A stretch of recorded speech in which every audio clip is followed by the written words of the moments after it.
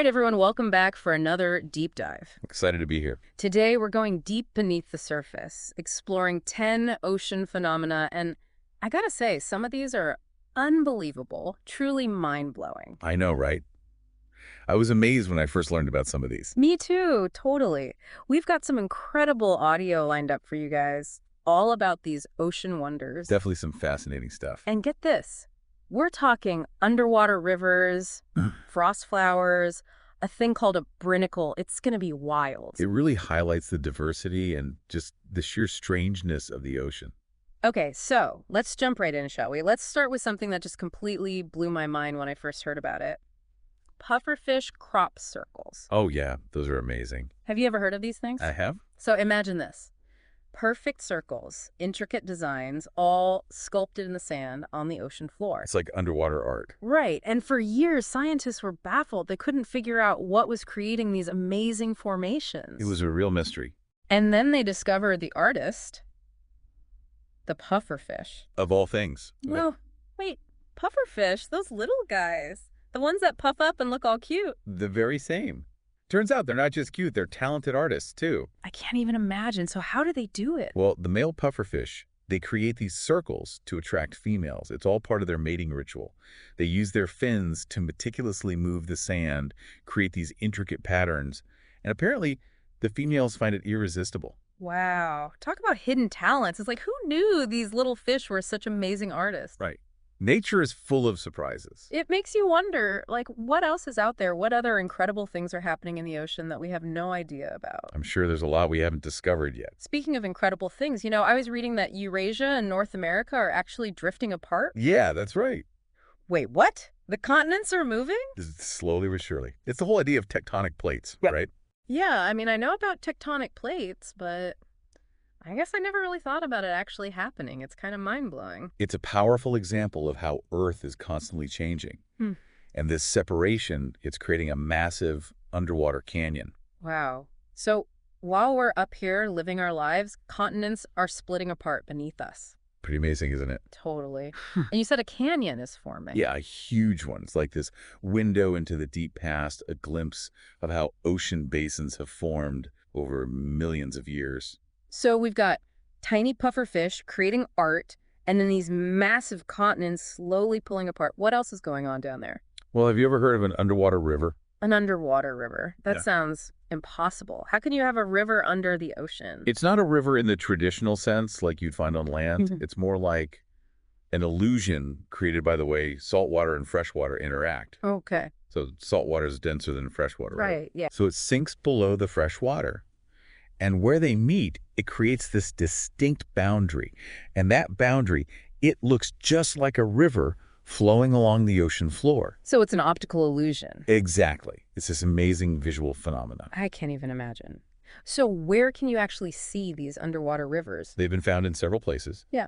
Along the coasts of Central America, for example, and even in underwater caves. Now I'm picturing myself scuba diving, swimming through a cave, and suddenly seeing a river flowing beneath me. That would be so wild. I know, right? And you said they form in caves, too. That reminds me, there's another crazy thing that happens in caves when fresh and salt water meet. It's something about breathable air underwater. Oh, you're thinking about the halocline. The halocline, yeah, that's it. Yeah, it's fascinating. So in certain caves, you get this layering effect, just like with the underwater rivers, where the fresh water sits on top of the salt water. But the boundary, that halocline, it can be so sharp, so clear, that it actually reflects light. Like a mirror. Exactly. And to a diver, it can look just like an air pocket, even though it's still water. Wait, so divers could swim up to it, and it would look like they were surfacing, but they'd still be underwater? Yep. It plays tricks on your perception. That's insane. I know. So it's like you're expecting to break through to the surface, take a breath of air, but nope, still underwater. Imagine the feeling. Mind-blowing. It is. Okay, so we've talked about underwater rivers, fake air pockets. I think we need something a little more, normal. Something a bit more familiar. Yeah, exactly. All right, how about something beautiful and fleeting? The green flash. Have you heard of that? The green flash. Yeah, I think so. It's Yeah. that thing that happens during sunrises and sunsets, right? Something about a flash of green light. You got it. It's this rare optical illusion. It happens when conditions are just right. As the sun dips below the horizon, or just as it's rising, the light refracts through the atmosphere, Okay. and it can cause this brief green flash, Wow. but it only lasts for a few seconds. Really? So you have to be super lucky to see it. Pretty much. I've spent a lot of time watching sunsets, and I've only seen it a handful of times. Me too. I don't think I've ever actually seen it. It's definitely worth keeping an eye out for, though. I'll have to pay more attention. Okay, so we've got the green flash. Something tells me our next phenomenon is a little colder. The source material mentions something called frost flowers. Ah, yes, frost flowers. They are incredibly beautiful. Frost flowers? Sounds pretty. Are they like actual flowers made of frost? Kind of. It's not like a rose or anything. It's more like, Are. imagine these delicate ice crystals that form on the surface of the ocean. Oh. They form when the air is much colder than the water Yeah. and the wind is really still. These ice crystals start forming and they spread outward, taking on these delicate shapes that look like needles or leaves. So it's like the ocean is trying to bloom in the middle of winter. Exactly. They cover the surface with these intricate icy structures, and they sparkle in the sunlight. It's really quite beautiful. Wow, so they sound kind of similar to the green flash in a way. How so? Well, they're both kind of, temporary, like they disappear quickly when the conditions change. Right. They're both ephemeral, yeah. Ephemeral, I like that word. Okay, from delicate frost flowers to something a little more intense, maybe? Sounds good to me. The source material mentions something called a brinnicle. What in the world is a brinnicle? Oh, brinicles are fascinating. They're these, imagine a finger of ice reaching down from the underside of an ice sheet, Okay. like a frozen tornado descending toward the ocean floor. That sounds straight out of a sci-fi movie. I know, right? So how does that even happen? What causes that to form? So this starts with the ice sheet, Mm-hmm. and there's this super chilled, super salty water that leaks out from the ice. Hmm. And because it's so cold and so dense, it sinks. Okay. And as it sinks, it freezes the water around it, creating this incredible icy structure. So it's carving a path of ice through the ocean. Exactly. That's beautiful and terrifying at the same time. I know. It's like this slow, graceful, but also kind of deadly process. Yeah, exactly. That can happen pretty quickly, too. Imagine this brinnicle spreading across the ocean floor like this frozen web. Pretty amazing. Definitely amazing. All right, so we've covered 5 incredible phenomena. Pufferfish crop circles, continents splitting apart, underwater rivers, the illusion of breathable air, and these crazy brinicles. And we're just getting started. I know, there's so much more to explore. We'll be back in a moment to dive into the next 5 unbelievable ocean phenomena. Don't go anywhere. Welcome back, everyone. We're diving deeper into those 10 unbelievable ocean phenomena. So far, we've seen pufferfish artists, continents on the move, rivers flowing beneath the waves, fake air pockets, and those crazy ice tornadoes called brinicles. What's next? Buckle up, because now we're heading into some truly wild territory. Let's talk about rogue waves. Rogue waves, yeah, I've heard those are like the stuff of legends. Well, they're definitely legendary and definitely real. Imagine you're sailing along, the ocean's relatively calm, and suddenly, out of nowhere, Bam! Giant wave. Exactly. A massive wall of water towering over your ship, seemingly appearing out of thin air. yikes. And these things actually happen. Oh, yeah. Rogue waves are a real phenomenon. They can reach heights of over 100 feet. That's like a 10-story building. That's terrifying. I mean, what could possibly cause a wave that big to just appear suddenly? That's the thing. Scientists are still trying to completely understand how they form.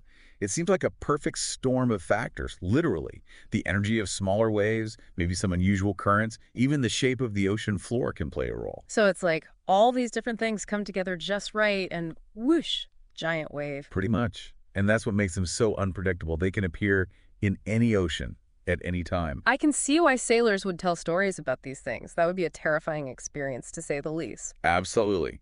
It's a stark reminder that even with all our modern technology, nature is still a force to be reckoned with. Okay, from giant, unpredictable waves, let's move on to something a bit more Oh, swirly. swirly. What have we got? Oh, maelstroms. Those giant whirlpools, those have always fascinated me. Me too. They're like these swirling vortexes pulling everything down into their depths. They've been featured in stories and myths for centuries. Yeah, I always picture them like, a giant bathtub drain just sucking everything down. That's a good analogy. But how do they actually form? Usually it's caused by opposing currents or tides colliding, the water starts to spin. And depending on the strength of those currents, you can get anything from a gentle swirl to a powerful whirlpool.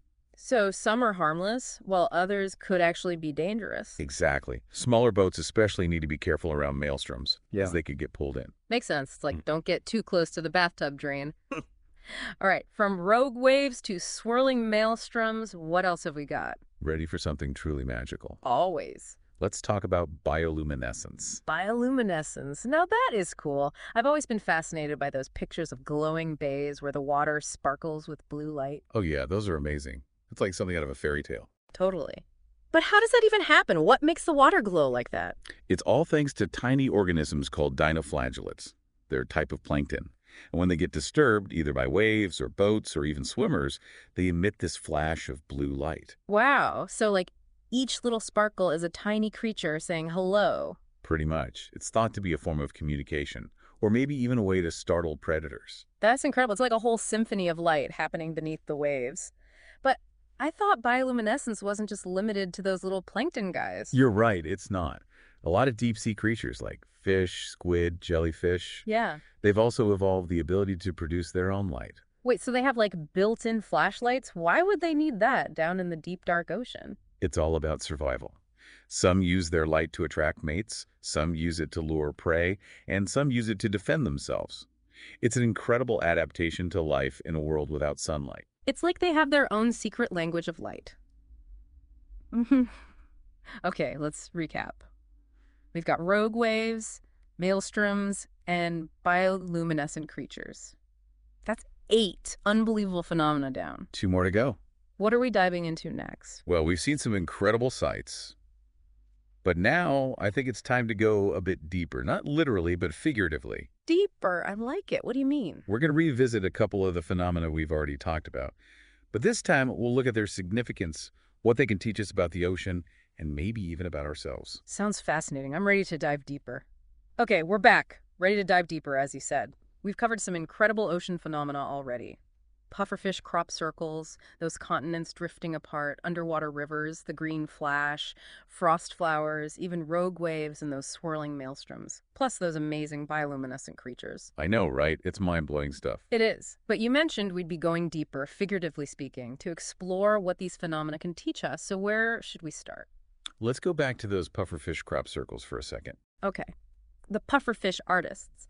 What can we learn from those little guys? Well, on the surface, it's easy to just see those circles as, pretty designs. Yeah. But scientists believe those intricate ridges and patterns, they actually play a vital role in attracting a mate. It's not just about aesthetics. So it's all part of the survival of the fittest thing, like the males with the most impressive circles get to pass on their genes. Exactly. It's a fascinating example of how natural selection can lead to the evolution of such complex behaviors, and even, you could say, artistry in nature. Wow, it's amazing to think about these tiny fish shaping the ocean floor, for millions of years just to find a mate. It is. And, it highlights the interconnectedness of the natural world. How so? Well, those pufferfish, they're not just creating art.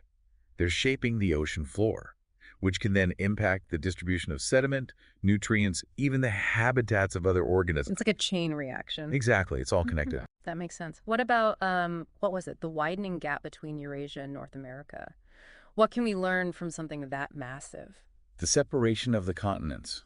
It's a powerful reminder that Earth is a dynamic, constantly changing system. Right. Those tectonic plates, they're always on the move. They've been reshaping the landscape, both above and below the water, for billions of years. And will continue to do so long after we're gone, I imagine. Exactly. So in a way, we're seeing a glimpse into deep time, Yeah. witnessing forces that have shaped our planet for millennia. It's kind of humbling. What does this separation mean for the future, though? I mean, what happens when those continents drift even further apart? Well, for one thing, it's creating a new ocean basin. A whole new ocean. Essentially, yeah. And that means new opportunities for marine life to evolve and diversify. New ecosystems will form, new species will arise. It's a chance for scientists to study evolution in action. Wow. That's incredible. So while we're up here worried about our day-to-day lives, there's a whole new world being born beneath us. It's pretty amazing. It is. What about those underwater rivers? I mean, we talked about how they're created with the fresh water layering over the salt water, but what's their significance in the grand scheme of things? Well, those underwater rivers, they're more than just a cool visual phenomenon. They actually play a crucial role in ocean circulation and nutrient distribution. Okay. Think of them as like underwater highways. Highways. Yeah, transporting nutrients and oxygen to different parts of the ocean. And that supports a huge variety of marine life. It influences the health of entire ecosystems. So they're like the circulatory system of the ocean. Exactly, keeping everything flowing, keeping everything balanced. And that balance is really important. If it gets disrupted, it can have cascading effects throughout the ecosystem. Makes sense. Okay, now for those more fleeting phenomena, the green flash, frost flowers, this always seems so, I don't know, temporary to me. Ephemeral. Yeah, ephemeral. What can we really learn from something that disappears so quickly? Well, sometimes those fleeting moments, they offer the most valuable insights. Well, take the green flash, for example. It reminds us that the Earth's atmosphere is a powerful lens, capable of bending and scattering light in these fascinating ways. It's Yeah. like a little reminder that there's always more to see if we just know how to look. Okay. What about frost flowers? What can those teach us? Frost flowers, they're this delicate dance between air and water. Yeah. They're a reminder of the intricate interplay of temperature, humidity, wind. They're also, sensitive indicators of climate change. Really? Yeah. As temperatures rise, as conditions shift, these delicate formations, they might become even more rare. It's like a warning sign that things are changing. So they're kind of like, what's that phrase? Canary in a coal mine. Exactly. I'm starting to see the bigger picture here. All these seemingly random ocean phenomena, they're actually interconnected. They can teach us so much about the forces shaping our planet. Exactly. And it's not just the pretty or the fleeting ones, it's the powerful ones too, right? Right. Those rogue waves, those brinnacles, they remind us that the ocean is a powerful force, capable of both beauty and destruction. I'm thinking about those stories of ships encountering rogue waves. It's a reminder that even with all our technology, we're still at the mercy of nature. We are. And as we continue to explore and understand the ocean, we need to approach it with respect. We need to learn how to coexist with these forces rather than trying to control them. What about bioluminescence? Beyond the beauty of it, what can we learn from those creatures that light up the deep? Their mastery of bioluminescence, it's a testament to the incredible adaptability of life. They've evolved these amazing abilities, creating their own light in the darkest depths of the ocean, using it to communicate, hunt, defend themselves. It's like they've unlocked a secret language of light. A language we're only just beginning to understand. Exactly. And studying their bioluminescence, it could lead to breakthroughs in other fields. Imagine harnessing the power of bioluminescence to create new imaging techniques or even self-illuminating materials. The possibilities are endless. It's amazing to think that these creatures, living in a world so different from our own, could hold the key to such incredible advancements. So after diving deep into these 10 unbelievable ocean phenomena, what's the main takeaway? What do you want listeners to remember? I think the biggest takeaway is that the ocean is vast, complex, full of wonders and mysteries that we're only just beginning to uncover. Yeah. By studying these phenomena, we can learn so much about our planet, about the interconnectedness of life, even about ourselves. The ocean is a source of endless fascination, endless inspiration, and it holds the key to countless discoveries yet to be made. So keep exploring, keep asking questions, and never lose your sense of wonder. There's a whole world waiting to be discovered right beneath the waves. That's it for this deep dive, everyone. Thanks for joining us.